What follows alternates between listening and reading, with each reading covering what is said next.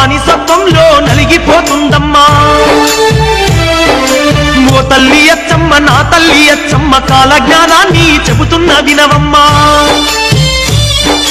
ఎద్దులు దున్నా పోతులు గుర్రాలు లేకుండానే బళ్ళు నడుస్తాయమ్మా నీళ్ళలో నా ఉన్న శక్తితో దీపాలు వెలిగే దినములొస్తాయమ్మా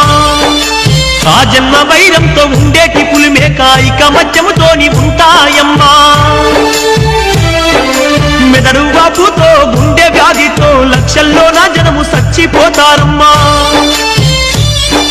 మునుముందు జరిగే వింతల్ని గణవమ్మ నేను చెప్పేవన్నీ జరిగి తీరుతాయమ్మా